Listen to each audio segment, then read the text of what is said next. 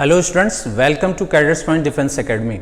आप सब लोग से जानते हैं कि डिफेंस सेक्टर में कहीं भी हमको अपना करियर बनाना होता है तो निश्चित रूप से एक अच्छे प्लेटफॉर्म की आवश्यकता होती है और उस प्लेटफॉर्म पर पहुंच करके हमें दो चीज़ें देखना होता है कि हमारे लिए क्या उपयुक्त है वो प्लेटफॉर्म। दूसरी आपको ध्यान रखना होता है कि जो हमारी फैकल्टीज होती हैं, जो हमारे एकेडमिक ट्रेनर होते हैं, क्या वो परफेक्ट हैं हमारे इस टीम के लिए, हमारी पोजीशन के लिए, हमारे सब्जेक्ट्स के अप्रोच के लिए। तो इन सभी मुद्दों को आप ध्यान से सोचें। बहुत कम बातों में कम शब्दों में आपको बताऊंगा कि इन सभी बातों को आप ध्यान से समझें तो निश्चित रूप से ये बहुत ही महत्वपूर्ण बात होती है और उनको जानने के लिए हम सीधे अपने फैकल्टी से जुड़ते हैं और फैकल्टी से जुड़ने के लिए एक हम लोगों ने रास्ता अपनाया है और वो है रास्ता इस वीडियोज़ के माध्यम से हम आपको अपना परिचय देंगे। मेरा नाम डी शर्मा है, मैं इंग्लिश फैकल्टी आपके कैडेट्स पॉइंट डिफेंस एकेडमी का हूं और मैं आपको इंग्लिश से जुड़ी कुछ बातें बताना चाहता हूं।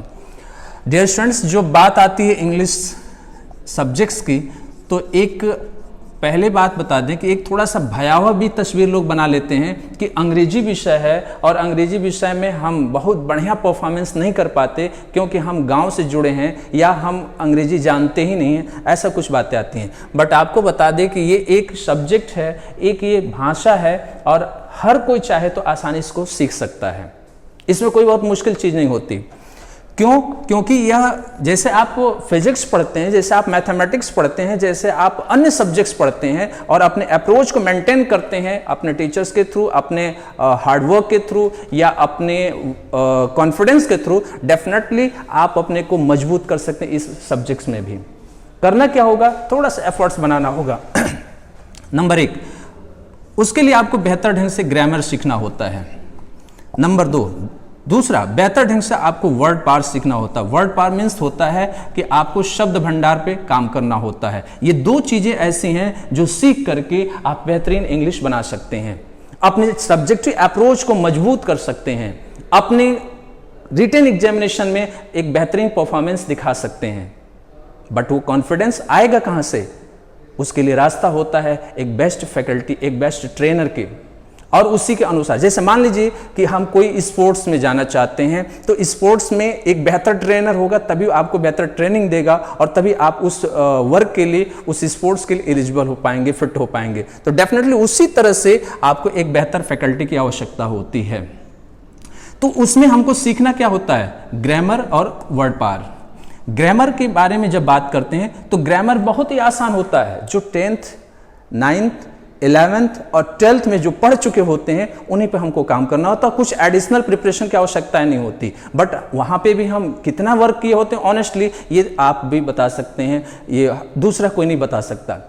अगर आप बेहतर ढंग से 9, 10th, 11th, 12th के ग्रामर या उसके अप्रोचेज मेंटेन किए रखे हैं, उस पर बेहतर प्रिपरेशन किए रखे हैं, तो मैं गारंटी कर देता हूं, मैं इस बात के लिए पूरी तरह से एश्योर करता हूं कि आपका इंग्लिश 100% सही है। आप कहीं से कोई मुश्किल या कहीं से कोई बाधा आपके सामने खड़ी नहीं हो सकती है। किसी प्रॉब्लम में आप नहीं फंस सकते हैं, किसी मुश्किल में आप नहीं फंस सकते हैं। अब आपको मैं एक छोटा सा एग्जांपल देता हूं। जैसे बात करते हैं हम लोग नाउन की। नाउन बहुत ही सिंपल एक सेंटेंस, एक चैप्टर होता है। इसके सेंटेंस में जब यूज करने की बात आती है तो उसमें हमारे लिए पहली बात आती है कि हम नाउन में पढ़ें तो क्या पढ़ें, क्या ऐसा चीज है जो हमारे कॉम्पिटिटिव अप्रोच में या हमारे कॉम्पिटिटिव लेवल के क्वेश्चन में बहुत ही इंपॉर्टेंट या बेनिफिशियल हो सकता है।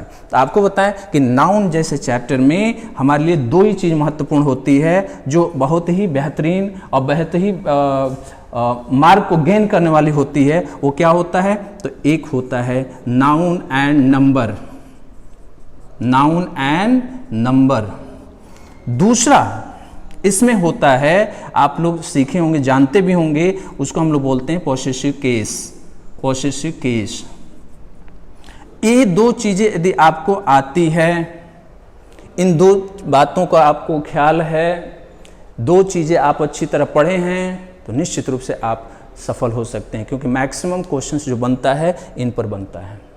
इसके बाद एडिशनल क्वेश्चंस जो आते हैं वह सामान्य स्तर के क्वेश्चन होते हैं, जिसमें तीसरा भी हम कह सकते हैं वह होता है कलेक्टिव नाउन। वह आपका होता है कलेक्टिव नाउन। इस पर बेस्ड क्वेश्चन आपसे पूछा जाता है। ठीक है। अब इसके अलावा यदि चौथा क्वेश्चन कहीं बनता है तो आपको बता दें, वो होता है आपकी वर्ड फॉर्मेशन का, ठीक है। अब हमारी स्ट्रीम, हमारा जो एक सेक्टर है वो अलग अलग तरीके का है, उसके अनुसार अलग अलग क्वेश्चन बनते हैं। नाउन एंड नंबर और पोसेसिव केस के क्वेश्चंस आपके एनडीए में आते हैं, सीडीएस में आते हैं। कलेक्टिव नाउन पर बेस्ड क्वेश्चंस कभी कभी एनडीए में पूछा है, नहीं तो बिल्कुल नहीं पूछा है। ये एयरफोर्स में क्वेश्चन पूछा है, नेवी के पेपर में क्वेश्चन पूछा है नाउन एंड नंबर से। वर्ड फॉर्मेशन की बात करें तो सीधे एयरफोर्स और नेवी में ये क्वेश्चन पूछा है, ठीक है। तो देखिए यहां से चीजें बंट जाती हैं, कैटेगराइज हो जाती हैं। अब हमारी स्ट्रीम जो होगी हम उसी के अनुसार अपनी तैयारी करेंगे। अगर हम बात करते हैं एयरफोर्स नेवी की तो हमको कलेक्टिव नाउन पे और वर्ड फॉर्मेशन पे ज्यादा फोकस करना होगा। अगर बात करते हैं एनडीए और सीडीएस की तो नाउन एंड नंबर और पोसेसिव केस पे अलग से फोकस करना होगा। ये यहां से एक अलग डिवीजन बना देता है, एक अलग शाखा इसका बना देता है, एक अलग भाग बना देता है। इनकी भी जानकारी हमें होनी जरूरी होती है। होता क्या है, हम पूरा नाउन पढ़ डालते हैं और अपनी प्रिपरेशन पूरे नाउन की स्टडी करके करना शुरू कर देते हैं। नतीजतन पूरा नाउन तो पढ़ लिया, क्वेश्चन मिला एक, फ्रस्ट्रेशन बन जाता है और जो हमारे इंपॉर्टेंट सेगमेंट्स हैं और हमारे इंपॉर्टेंट जो चैप्टर्स हैं वो बचे के बचे रह जाते हैं। तो हमारी एनर्जी तो पूरी नाउन पे चली गई, हमारी एनर्जी बची कहाँ? नहीं, हमको अपनी एनर्जी बचा के रखनी है। इंपॉर्टेंट चैप्टर को जान करके उसके हर पार्ट पे बराबर वर्क करके अपनी प्रिपरेशन करनी है। नहीं तो हम व्यर्थ का एनर्जी किसी दूसरे पार्ट पे दे देंगे और उस पर हम वर्क करके अपने जो ज्ञान है, अपना जो एक तैयारी का समय है, वो बेशकीमती समय को हम गंवा देते हैं। अब इस पे बनने वाले क्वेश्चंस कैसे आते हैं उस पर भी थोड़ी सी हम बात कर लें। इस पे बनने वाले क्वेश्चंस आपके सामने, फिर बाद में हम वर्ड पार्ट पे भी बात करेंगे, लेकिन इनके भी बारे में थोड़ी सी जाना जाए। हमने एक एग्जाम्पल के तहत समझाने की कोशिश किया है कि इंग्लिश में जब मैक्सिमम स्कोर करना होता है या हमको सीखना होता है तो क्या करनी होती है। तो एक रणनीति का ये हिस्सा होता है, एक रणनीति के तहत हम पूरी तैयारी करते हैं। मान लीजिए हम एनडीए तैयारी करने के लिए हम संस्थान से जुड़ते हैं, तो हमें वो टीचर क्या बताएगा? क्या पूरा नाउन की कहानी पढ़ाएगा? क्या पूरा नाउन में एक एक रूल लिखवाएगा? जी नहीं, हमको पूरा रूल नहीं पढ़ना है, हमको वो चीजें पढ़नी है जहां से मैक्सिमम क्वेश्चन आते हैं। तो आपको बताया मैंने कि एनडीए में अगर क्वेश्चंस की बात आती है तो वो क्वेश्चंस क्या बनेगा? तो नाउन एंड नंबर पे या फिर आपके पोसेसिव केस पे दो ही क्वेश्चन बनेगा और तीसरा क्वेश्चन इस पे नहीं बनता। उदाहरण के रूप में देखिएगा, जब बात आती है नाउन एंड नंबर की तो यहां पे लिखा गया Rohit is one of the best friends who have helped me forever। ये हमारा एक प्रश्न है और इस प्रश्न में अगर हम सेक्शन बांटते हैं, खंड खंड इसको करते हैं, जो स्पॉटिंग एरर के क्वेश्चन का रूप देते हैं, तो इसमें ये रूप आपके सामने आता है और इसमें एक लास्ट ऑप्शन बनता है नो एरर डी का। ये एक स्पॉटिंग एरर का क्वेश्चन बन जाता है। अब इस क्वेश्चन में हम देखते हैं कि क्या गलती है, क्या गलती है, उस गलती को ढूंढने की कोशिश करते हैं। तो रोहित सिंगुलर है, वर्ब भी सिंगुलर है, वन ऑफ के बाद आने वाला नाउन प्लरल होना चाहिए, नाउन प्लरल लिखा हुआ है। हु जो रिलेटिव प्रोनाउन के रूप में है और फ्रेंड के साथ जुड़ा हुआ है, फिर उस फ्रेंड्स के अनुसार वर्ब देनी है। फ्रेंड्स आपका प्लरल है तो वर्ब भी आपका प्लरल है। फिर यहाँ पे देखिए हेल्प्ड, क्योंकि हैव परफेक्ट टेंस में है तो यहाँ वर्ब की थर्ड फॉर्म लगी हुई है।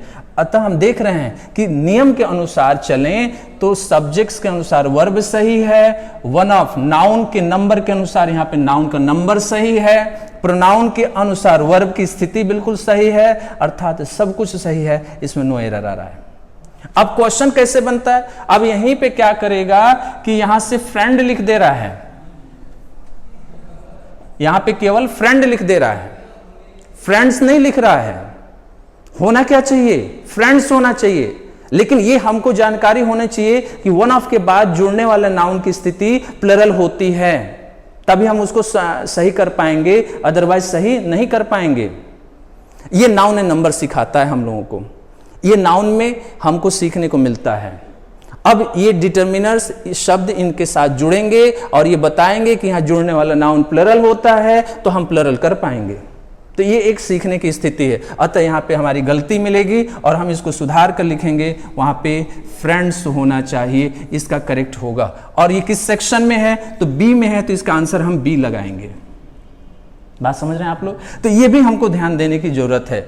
इसके बाद कुछ कंफ्यूजिंग वर्ड्स भी होते हैं नाउन में, जो हमें नंबर देखने में पता नहीं चलता, लगता है कि वो वास्तव में प्लरल है ही। जैसे दूसरा एग्जाम्पल आपको दिखाते हैं और उसके बाद आपको बताएं। तो ऐसे शब्दों पर भी हमें ध्यान देने की जरूरत है, उनको भी जानने की जरूरत है। अब यहां पे देखिए, दूसरा क्वेश्चन मैं दे रहा हूं। दूसरा क्वेश्चन में क्या लिख रहा है, two summons have been issued by the court, by the court। एक छोटा सा मैंने एक सेंटेंस बनाया। अब यहां पे समन्स शब्द है, टू लिखा हुआ है। हम लोग जानते हैं कि 1 के बाद जो संख्याएं होती हैं उनसे जुड़ने वाले नाउन की स्थिति प्लरल होती है। अब यहां पे समन्स क्या प्लरल नंबर में है, इसको भी जानना चाहिए। तो समन्स एक शब्द है इंग्लिश का, इसमें हम इसको कहते हैं नोटिस या सूचना पत्र, नोटिस या सूचना पत्र, ठीक है। अब ये सिंगुलर फॉर्म में है, ये हमको सीखने को मिलेगा नाउन में कि ये सिंगुलर फॉर्म में है। अब इसको प्लरल बनाएंगे तो इस समन के साथ में ईएस ऐड करेंगे, तब जाकर ये प्लरल बनेगा, यानी ये बनेगा समन्सेज, और ये करेक्ट होगा। लेकिन अगर इसकी हमें जानकारी नहीं है तो हम इसको देखेंगे कि यार समन्स तो लिखा ही है, टू भी लगाया हुआ है, और ये सब्जेक्ट्स के रूप में तो प्लरल फॉर्म में हैव भी लगा हुआ है, और सेंटेंस हमारा बिल्कुल करेक्ट दिख रहा है, कहीं कोई गलती नहीं है। बट वास्तविक दौर में देखें तो यहां पे गलती मौजूद है। तो इसका भी हमें ध्यान रखने की जरूरत है। और ये चीजें हम कहां पे पाएंगे, तो नाउन एंड नंबर में ही पाएंगे, अन्य कहीं पे नहीं पा सकते हैं। तो ये भी हमें जानकारी होनी चाहिए, इस पर भी हमें फोकस करना चाहिए, जो हमारे एनडीए का या सीडीएस का एक क्वेश्चन बनता है। और आपको मालूम होगा, अगर एनडीए की बात करते हैं तो एक क्वेश्चन 4 अंक का होता है, यानी 4 मार्क्स को कैरी करता है, और 4 मार्क्स बहुत बड़ा होता है। नेगेटिव मार्किंग भी होती 1/3 की, यानी आप गलतियां करेंगे तो आपका नेगेटिव भी होगा, यानी नकारात्मक अंक कटेंगे। तो संपूर्ण सावधानियां हमको रखनी होती है और उसके अनुसार काम करना होता है। अब आपको बताएं पॉसेसिव केस पे कैसे क्वेश्चन आते हैं। पॉसेसिव केस की बात करते हैं तो पोजीशन का सेंस देने वाला शब्द होता है पॉसेसिव केस, जो आप सब लोग जानते होंगे, पढ़े भी होंगे नाउन के चैप्टर में। पोजीशन का सेंस देने वाला शब्द होता है। पोजीशन आप लोग जानते होंगे, पोजीशन को हम लोग हिंदी में बोलते हैं अधिकार, अधिकार। और आपने देखा भी होगा कई जगह नाउन में, जैसे यहां पे लिखा है राम्स ब्रदर, राम्स ब्रदर अर्थात राम का भाई। ये राम का पोजीशन भाई के साथ जुड़ा हुआ है। ये इस का जो अर्थ लाने वाला शब्द है, यही आपका पॉजिटिव केस कहलाता है। और ये चीजें हम इंग्लिश में एपोस्ट्रॉफी एंड एस से मेंटेन करते हैं, अतः यह चीज भी पॉजिटिव केस के नाम से जानी जाती है। अब इनका सही यूज कहाँ होता है, सही फंक्शन कहाँ होता है, इनको भी हमें जानने की जरूरत होती है, और इन पर भी हमारे प्रश्न बनते हैं। लेकिन अगर हमको इसकी जानकारी नहीं है तो निश्चित हम कहीं ना कहीं गलती कर जाते हैं।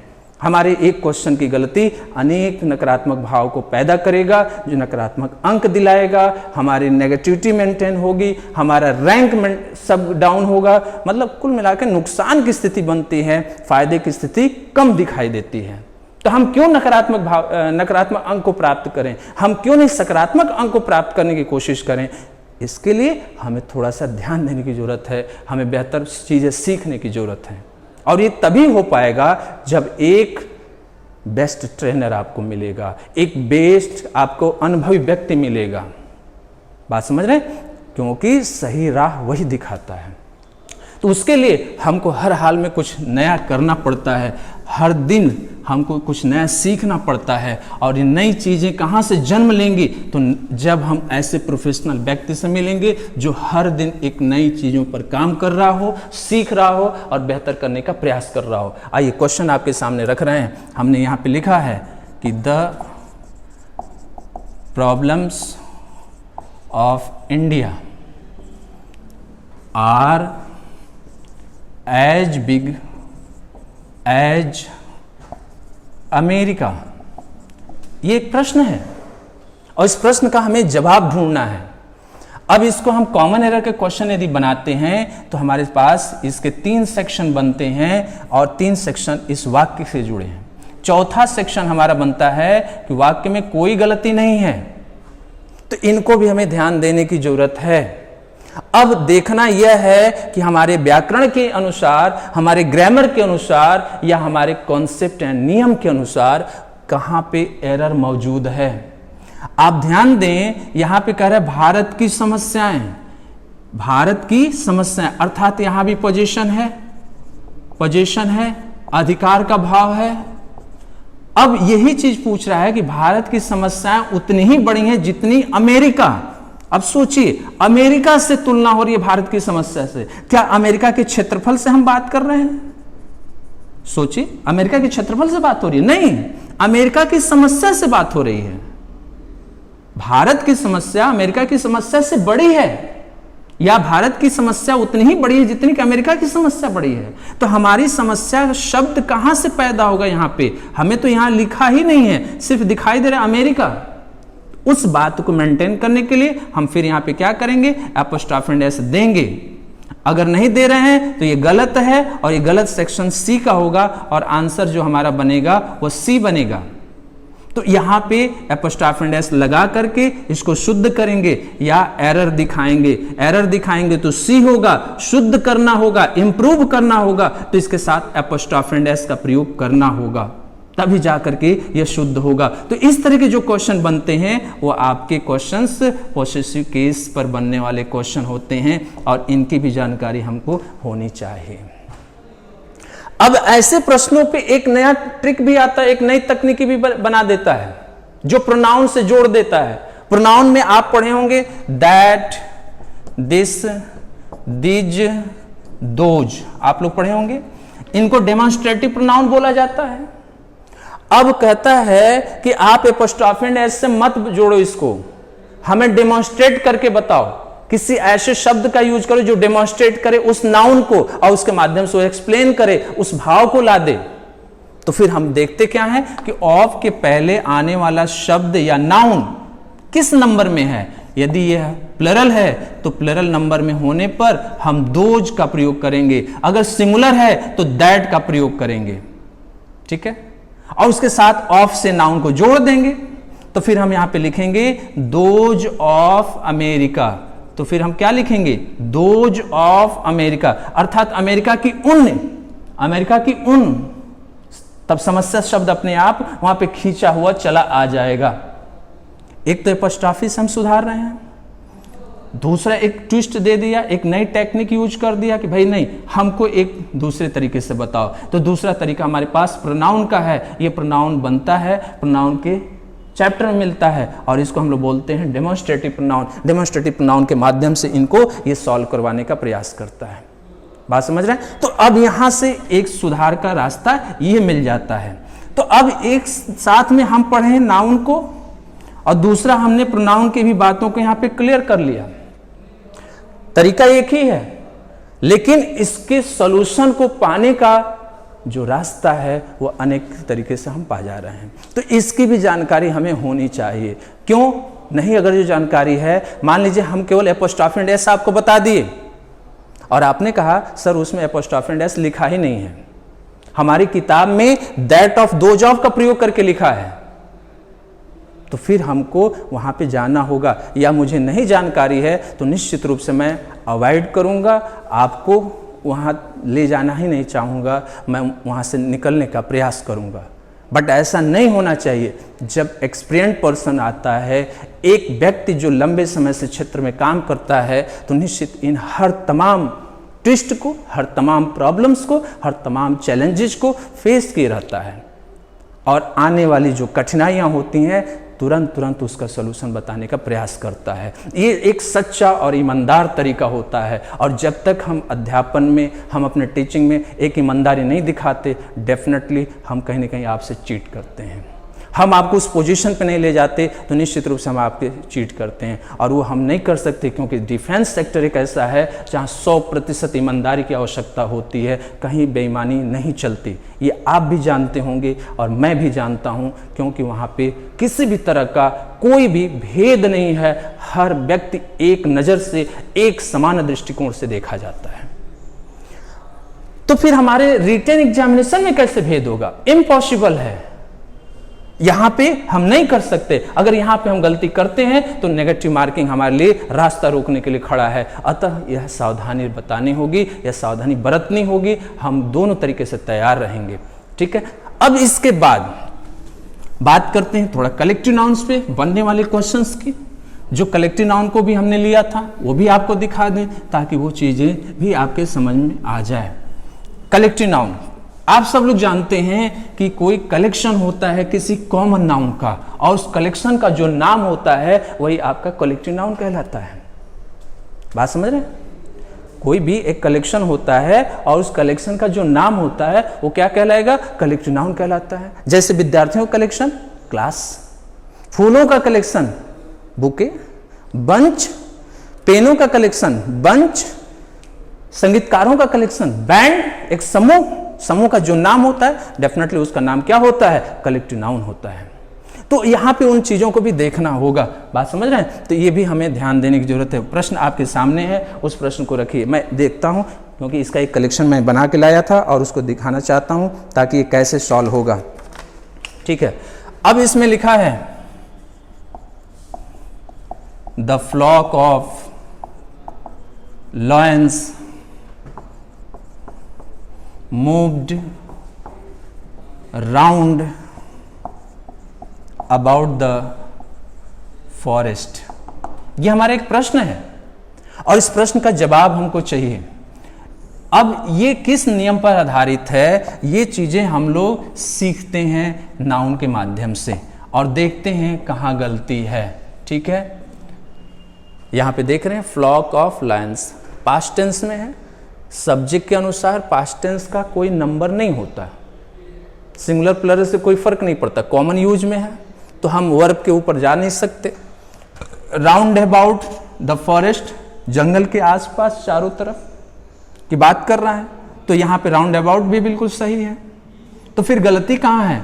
तो शेरों के झुंड की बात कर रहा है, शेरों का झुंड फ्लॉक से दिखा रहा है, जबकि फ्लॉक ओल्व्स का झुंड होता है, कैमल्स का झुंड होता है।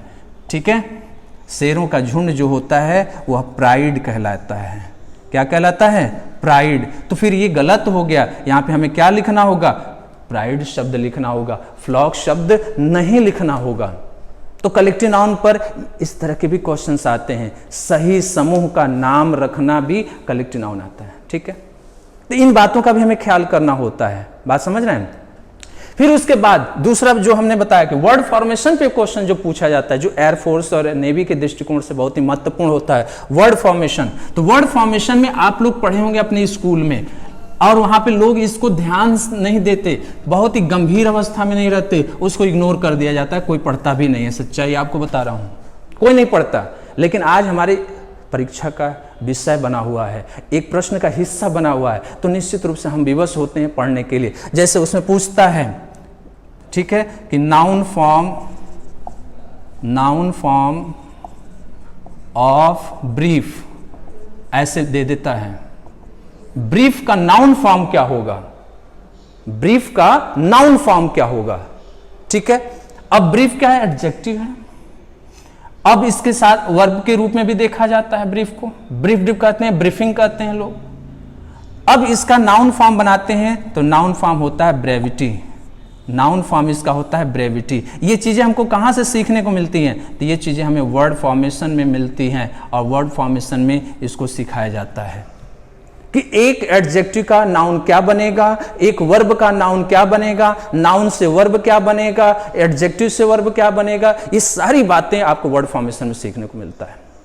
ठीक है, लेकिन हिस्सा किसका रहता है इसे ग्रामर में, तो हमको इन बातों का भी ख्याल करना होता है और इनको भी सीखने की जरूरत होती है। बात समझ रहे हैं? तो जब भी आप लोग अपनी प्रिपरेशन को लेकर तत्पर हों, तैयार हों, तो निश्चित रूप से इन बातों का ख्याल रखें और बेहतर करने की कोशिश करें। ठीक है, और भी बातें आपको सीखनी हैं तो आप हमारे संस्थान तक आइए। Cadets point defence academy Prayagraj में बालसन चौराहे पर स्थित है, और ऑनलाइन यदि हमसे मिलना है तो माई CPDA लर्निंग ऐप डाउनलोड करिए, वहाँ से ऑनलाइन भी आप मिल सकते हैं। बेस्ट प्रिपरेशन, बेस्ट फैकल्टी के साथ, बेस्ट ऑफिसर्स के साथ, बेस्ट मोटिवेटर के साथ आप अपनी तैयारी करके अपना उज्जवल भविष्य बना सकते हैं। इन सभी चीज़ों के लिए आपको आना होगा कैडेट्स पॉइंट डिफेंस एकेडमी तक। हम आपका स्वागत करते हैं और ढेर सारी शुभकामनाएं देते हैं ताकि आप सेना में एक बेहतर करियर बना सकें। आप सबको जय हिंद।